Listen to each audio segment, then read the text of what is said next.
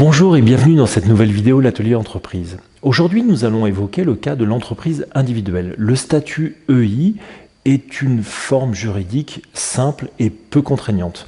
Vous êtes seul maître à bord et vous n'avez pas de statut à réaliser. Si vous créez seul, dans le cadre par exemple d'une profession libérale, vous n'avez pas des investissements importants à réaliser, pas de patrimoine à protéger, auquel cas vous remplissez parfaitement les conditions pour créer votre entreprise sous la forme d'une EI.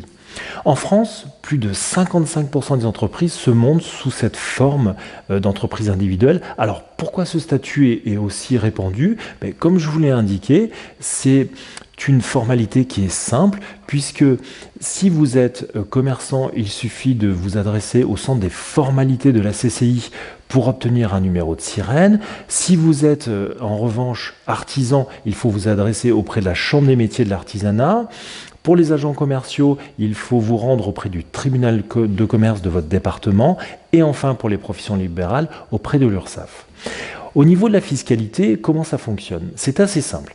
En fait, vous réalisez un chiffre d'affaires, vous allez soustraire les charges liées à votre activité et là, vous êtes face à un bénéfice. Donc soit il est de la catégorie ou de l'activité BIC, c'est-à-dire les bénéfices industriels et commerciaux, dans le cas de commerçants ou d'artisans, ou bien BNC, bénéfices non commerciaux pour les professions libérales. Attention, somme toute, à bien distinguer le patrimoine personnel du patrimoine professionnel. Pour ça, vous pouvez réaliser auprès d'un notaire un acte qui est une déclaration d'incessibilité pour lesquels vous allez demander de protéger une partie de votre patrimoine qui n'a aucune relation avec la réalisation de votre chiffre d'affaires pour votre activité.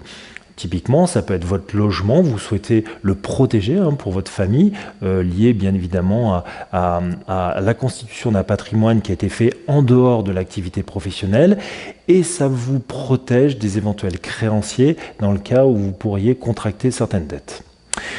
Voilà pour la partie entreprise individuelle, donc c'est un statut qui est réellement facile et simple à mettre en œuvre.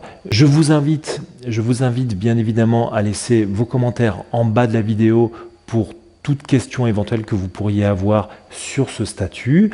Prochaine vidéo, nous allons parler de la SARL. N'hésitez pas à télécharger l'e-book gratuit 50 idées de business pour réussir en 2017 et à vous abonner à notre chaîne L'Atelier Entreprise. Merci et à bientôt.